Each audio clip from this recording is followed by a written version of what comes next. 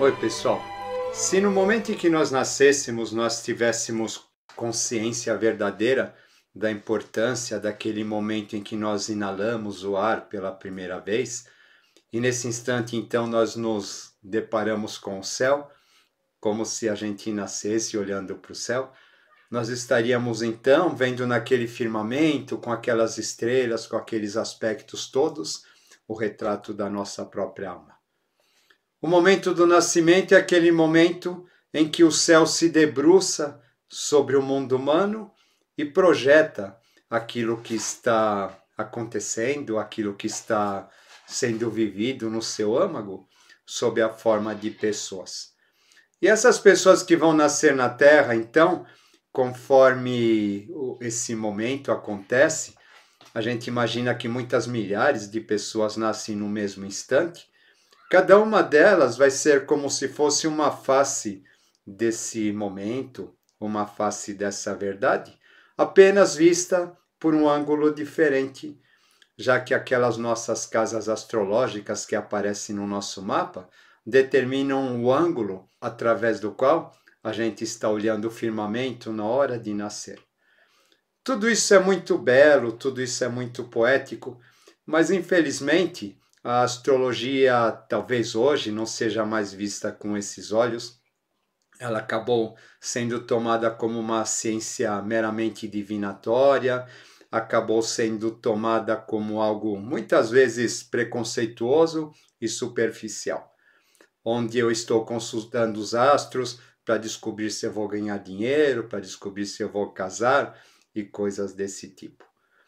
Mas ela realmente, apesar desse preconceito que ela acabou sofrendo, ela acabou não perdendo essa essência maravilhosa e ela acabou sim sendo trazida até os nossos dias de uma certa maneira como uma das ferramentas mais fantásticas de autoconhecimento, já que no momento em que nós estamos olhando o céu ao nascer, aquele céu seria o espelho da nossa própria alma.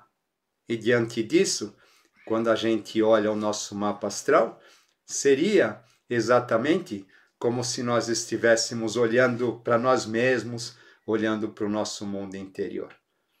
Muita gente diz que a astrologia é muito egocêntrica porque nos coloca no centro do mapa.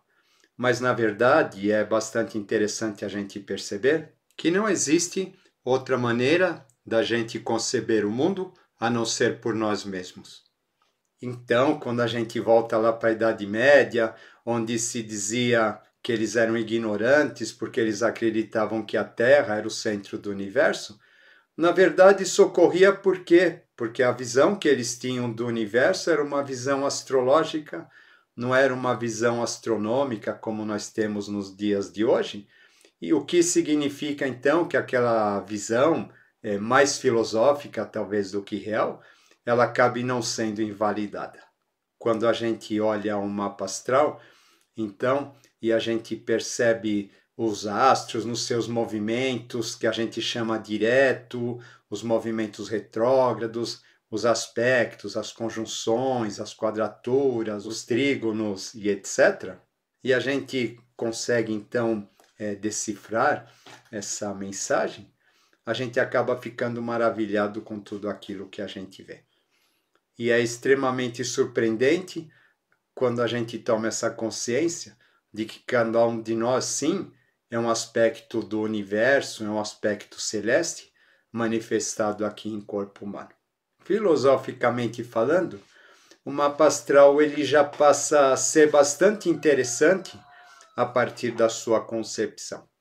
Por quê? Porque a gente vê aquele círculo onde o palco daqueles acontecimentos todos relativos aos planetas vai acontecer, como se fosse uma espécie de teatro grego.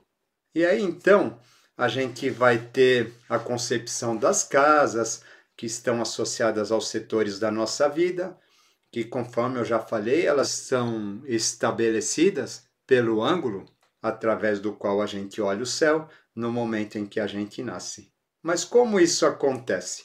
A gente vai ver coisas então que se movimentam no sentido horário e no sentido anti-horário, e a gente vai notar que os aspectos da nossa vida, eles giram no sentido anti-horário. Aí a primeira pergunta, mas por que no sentido anti-horário?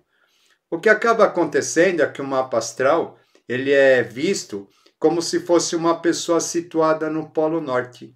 E dessa maneira, olhando para a superfície terrena. Quando a gente então se coloca nessa posição, a gente vai perceber que a Terra gira no sentido anti-horário. E é em função disso, então, que as casas astrológicas são estabelecidas. Elas vão nos contar uma história desde o momento em que a gente nasce, desde o momento da nossa primeira inalação. E a partir disso, então, ele vai acabar se desenvolvendo, contando como que foi esse momento, contando os valores que nós recebemos, a nossa necessidade de segurança e de cuidados, quando ainda bebês, os nossos irmãos, os nossos primos, o ambiente do nosso lar.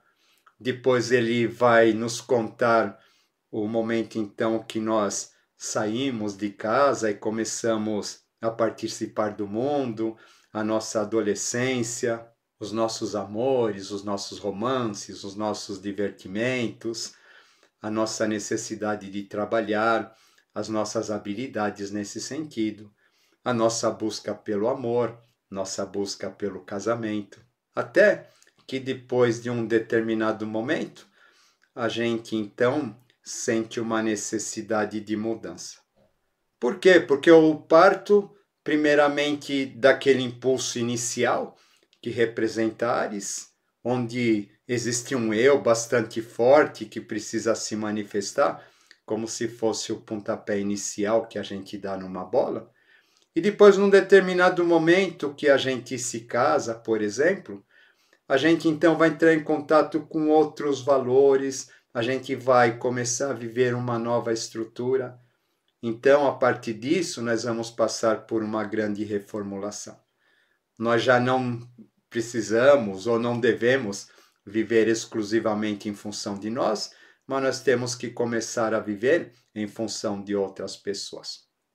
Dentro dessa questão, ocorre uma morte daquele chamado primeiro eu, aquele primeiro ego, e a partir daí, então, nós vamos viver uma outra etapa do nosso mapa.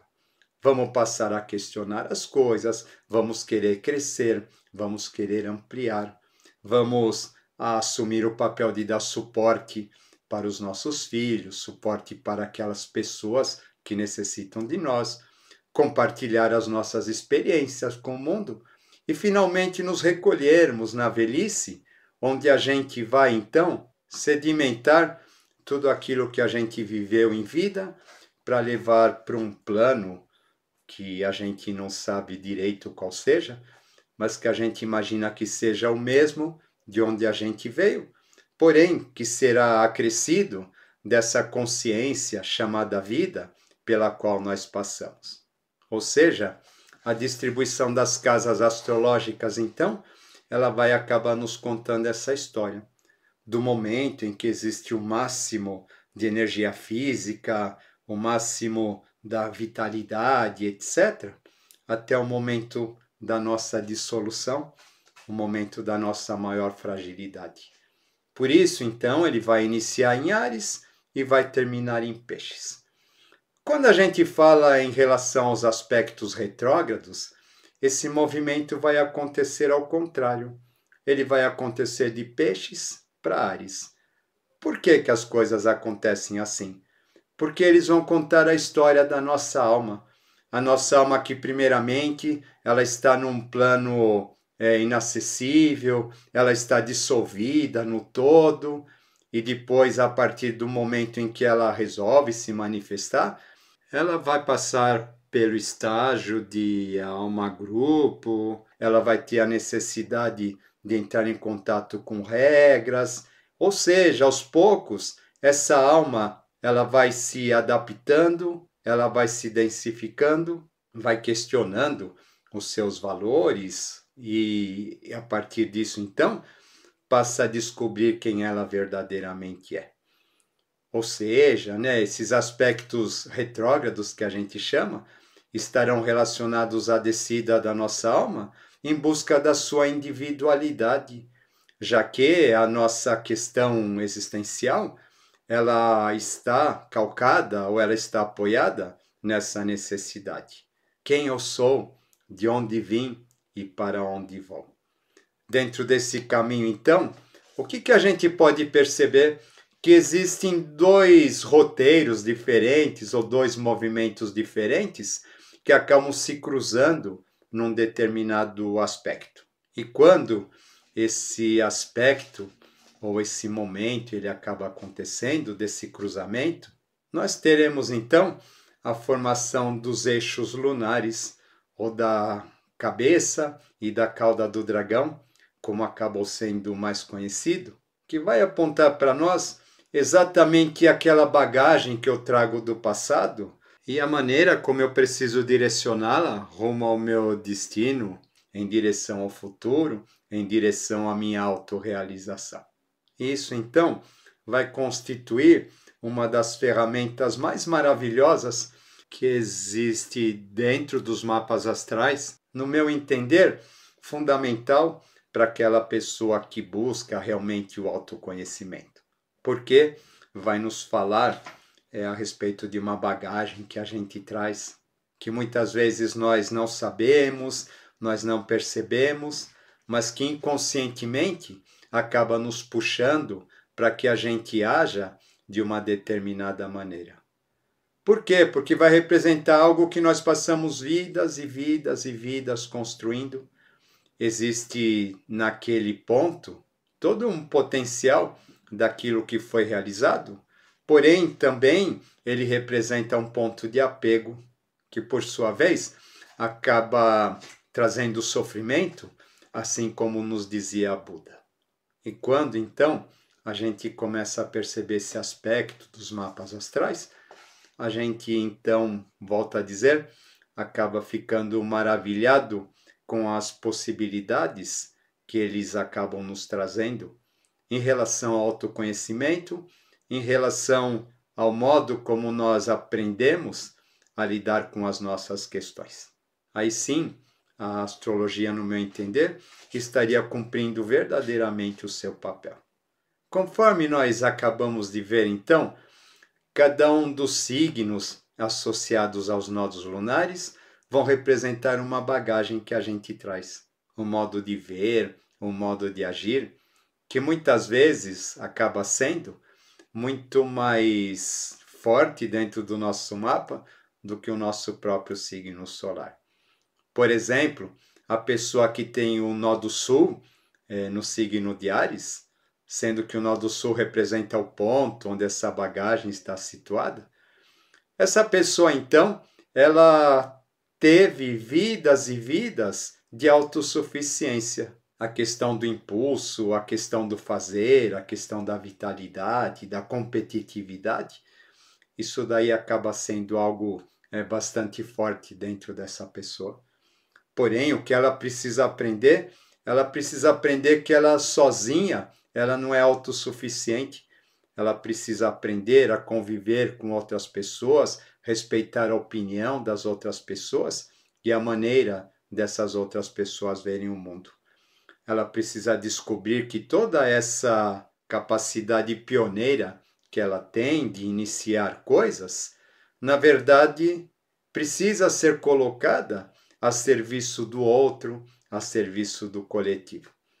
Que se ela usar isso apenas de modo egoístico, infelizmente ela passará por duras provas e por duros golpes em relação ao ego, até que ela aprenda a lição de compartilhar. A pessoa que traz o nó do sul em touro, então, ela viveu em função das necessidades materiais e viveu também em função dos prazeres. Essa pessoa, então, por conta dessa necessidade material, ela precisa estar segura de tudo, ela é teimosa, ela não vai ouvir a opinião de ninguém, ela tem que fazer as coisas do jeito dela para ter a certeza de que aquilo mesmo é o correto. Então, o que acaba acontecendo dentro disso? Ela acaba apegada nos seus próprios valores. Ela não abre mão daquilo que é seu, ela acaba de uma certa maneira não confiando, não ouvindo em ninguém, sendo que então a lição que lhe cabe dentro desse movimento nodal é entender que o valor das coisas não está pelo fato de nós a possuirmos ou não, externamente falando, mas sim que o verdadeiro valor está dentro de nós. E que para isso, muitas vezes, então, nós somos obrigados a rever os nossos planos, nós somos obrigados a admitir novos valores, nós somos obrigados, então, a aprender a abrir mão e deixar ir. A pessoa que tem o nó do sul em Gêmeos, ela é bastante interessante, porque quando a gente fala em Gêmeos, a gente fala logo de curiosidade. Uma hora ela está vendo uma coisa, outra hora ela está vendo outra, no meio do caminho ela descobre outra coisa. E assim o que acaba acontecendo é que ela vai caminhando dessa maneira, porém a grande dificuldade está em realizar alguma coisa. A grande dificuldade está em colocar todas essas informações que ela possui num foco único, para que ela possa realmente se conectar com a sua mente superior. Caso contrário, ela fica presa nas questões mentais mais superficiais, e quanto mais ela acaba fazendo isso, mais ela vai se perdendo e menos ela consegue entender aquilo que ela realmente precisa fazer.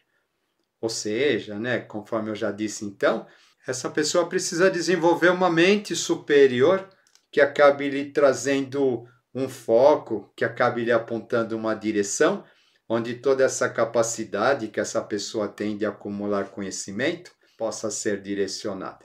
Câncer no nó do sul. Quando a gente fala de câncer, a gente fala da criança, da família, do passado, da tradição. A pessoa que tem o nó do sul em câncer, então, ela vai de uma certa maneira trazer esses valores. Ela gostaria muito de ter alguém, de ter a figura de um pai ou uma figura de um protetor para que ela pudesse agir no mundo, do qual, né, ela acha que talvez ela nunca está preparada para agir sozinha, porém, a grande lição que lhe é pedida é exatamente essa, exatamente ela entender que é momento de crescer, é momento de assumir responsabilidades, é momento de tornar-se para os outros aquele colo e aquela proteção que ela gostaria de ter. A pessoa que tem o nó do sul em Leão, a gente já imagina o rei, a gente imagina o ator, aquela pessoa que quer aplausos, que ela quer ser vista, ela quer ser admirada e age, portanto, em função disso, de manter a sua própria importância, de manter a sua hierarquia, poderíamos dizer. Mas o que acaba acontecendo, né? Aí a questão do ego bastante exaltado, a questão do orgulho, da possessividade, acaba, de uma certa maneira, sendo bastante evidente. E o que essa pessoa vem para aprender? Ela vem para aprender a abdicar do trono, ela vem para aprender a caminhar nesse mundo sem deixar pegadas. Esquecer do eu e admitir que ela faz parte de uma humanidade a qual ela deve servir e não esperar ser servida. Aprender a servir desinteressadamente, sem esperar algum tipo de reconhecimento. A pessoa que tem o nó do sul em virgem, então a gente já vai falar do detalhismo. É a pessoa talvez mais racional de todas. Ela precisa dos detalhes, ela precisa das regras, ela vai ver o mundo como se fosse um jogo de xadrez, onde tudo precisa ser medido, tudo precisa, de uma certa maneira, ser controlado. E quando as coisas elas fogem do controle, o que acaba acontecendo então é que para essa pessoa tudo acaba sendo uma espécie de caos que vai de uma certa maneira torná-la muito insegura, muito crítica e muito exigente. Ela vê o mundo como uma estrutura bastante rígida e racional. Então, o que ela precisa desenvolver? Ela precisa desenvolver a compreensão do todo. Ela precisa deixar de ver o detalhe da planta ou da árvore e passar a ver a floresta. Ela precisa, então, para isso, entrar em contato com a sua própria fragilidade e com a fragilidade de tudo à sua volta. O nó do sul em Libra, ele vai ser bastante interessante porque ele vai nos falar a respeito da nossa relação com outras pessoas. Ele vai falar a respeito de parceria. O que acaba acontecendo então é que essa pessoa, ela vive em função da opinião de outras. Aquilo que o outro acredita, aquilo que o outro vê, aquilo que o outro espera dele. Ele está sempre tentando satisfazer as expectativas do outro e acaba, de uma certa maneira, abrindo mão de si por conta disso. A pessoa que tem o nó do sul em Escorpião acabou queimando os próprios valores. Ela passou por cima de si mesma para conseguir o poder, para conseguir aquilo que ela almejava a todo custo, acreditando que os fins justificam os meios. O que acaba acontecendo então, essa pessoa, ela vem com o sentimento de estar sendo perseguida, de estar sendo de uma certa maneira ameaçada, de que descubram algo a seu respeito. Ela tem um eu inferior bastante forte, um eu instintivo, que ela mantém escondido, que ela não mostra para ninguém, mas que ela tenta controlar o tempo todo. A pessoa que tem o nó do sul em Sagitário, então, ela vai ser uma exploradora. Quando a gente fala em Sagitário, a gente está falando, então, em filosofias, em conhecimento, em viagens, em liberdade, em coisas desse tipo. O nó do sul em Sagitário, então, é aquele que vive apenas em função de tudo isso, ou viveu apenas em função de tudo isso. Então, tudo aquilo que inibe essa autoexpressão acaba sendo uma coisa não desejada. Dentro disso, essa pessoa que foi uma exploradora, que foi uma viajante, ela acaba tendo vários problemas em relação às regras sociais. Ela precisa entender que não adianta a gente ter o conhecimento, a gente ter a liberdade e guardar isso apenas para nós. Isso daí precisa ser direcionado de uma certa maneira. Esse aprendizado precisa ser trazido ao mundo. Quem tem Capricórnio no nó do sul, a gente logo já associa a figura do empresário, daquela pessoa que vive em função do trabalho, que vive em função de manter uma empresa, uma corporação, de cuidar de uma série de empregados, de ser o supridor da sua própria família. É aquela pessoa, então, que traz para si a responsabilidade de cuidar de uma série de pessoas. Para isso, então, para cumprir esse papel, ele tem que ser frio, ele tem que ser duro. As questões emocionais, elas não têm valor algum. Muitas vezes, vai ser aquela pessoa, então, que acaba dando um suporte financeiro e material para uma série de outras pessoas, mas acabou sendo descuidado em relação à questão afetiva.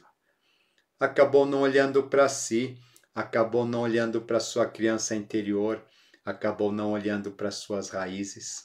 Então, acontecerão coisas onde ele será sempre obrigado, de uma certa maneira, a rever esses alicerces, a rever esse seu lado. Ele precisa aprender a pedir colo e aceitar colo. Aquele que tem o nó do sul em Aquário, liberdade, igualdade, fraternidade, pensando no futuro o tempo todo, inventivo, criativo, mas que de uma certa maneira acaba se perdendo dentro de tudo isso. Questiona tanto o futuro que acaba não realizando nada no presente e fica preso como se fosse um marionete das suas próprias criações. O que acaba acontecendo então, essa pessoa vem para pegar todo esse potencial divino que ela traz dentro de si e direcionar para algo que seja objetivo. Ela vem para criar talvez algo que não exista e que precisa ser colocado em prática, ser trazido ao mundo, ser direcionado para o futuro, ser direcionado para as crianças. E finalmente, a pessoa que tem o nó do sul em peixes, quando a gente fala em peixes, então a gente já imagina aquele plano subjetivo, romântico, sonhador, muitas vezes disperso. E essa pessoa vai viver nesse mundo onde muitas vezes ela não sabe muito a diferença entre a realidade e aquilo que ela sonha, e vai ter muita dificuldade, muitas vezes, em objetivar esses sonhos, em realizar essas questões. E por isso, cada vez mais perdida, mais confusa em relação a si mesma. Ela precisa entender que toda essa sensibilidade, toda essa percepção, agora precisa ser colocada a serviço de aliviar o sofrimento daqueles que padecem de alguma coisa.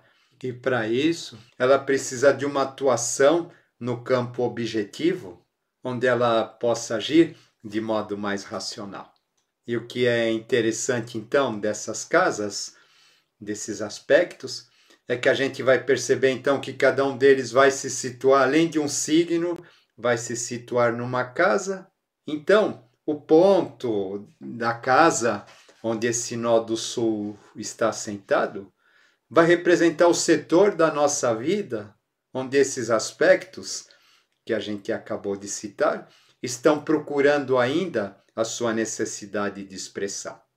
E aí, então, através desses aspectos, nós começamos a ter uma pequena noção, uma pequena ideia a respeito de quem nós somos verdadeiramente e quais os desafios que nos aguardam para que nós cumpramos nossos destinos. É claro que isso tudo que eu falei aqui ainda está de modo muito superficial. Esses estudos, esses aspectos, eles são muito mais abrangentes, mas acredito que com isso vocês já possam ter uma ideia de como essas questões astrológicas funcionam. Eu fico surpreso quando as pessoas elas fazem leituras, elas não levam esses aspectos em consideração, não levam os aspectos retrógrados também relacionados aos planetas, Quirón e etc., e ficam apenas tentando questionar se alguma coisa vai acontecer, se vai ter guerra, se vai ter crise, se vai casar, se não vai, coisas desse tipo, quando na verdade a gente percebe que esse jogo, que esses nodos estabelecem juntamente com os planetas retrógrados, são eles que vão determinar o modo como a gente reage perante os desafios externos do mundo. Não adianta a gente saber se vai haver uma guerra, se vai haver uma crise financeira ou coisas desse tipo, e a gente não entender qual que é a nossa maneira de agir perante tudo isso. Quais serão os desafios que essas questões vão nos trazer, de que maneira elas vão interferir no nosso funcionamento, digamos assim, e como, a partir desses desafios, então, a gente possa crescer. Eu costumo recomendar sempre para as pessoas, a partir dos momentos em que surgem os grandes desafios, concentre-se no seu nó do norte. O que é interessante a gente perceber que o nó do sul, ele vai trazer toda essa bagagem para nós. E toda bagagem tem coisas positivas e tem coisas negativas.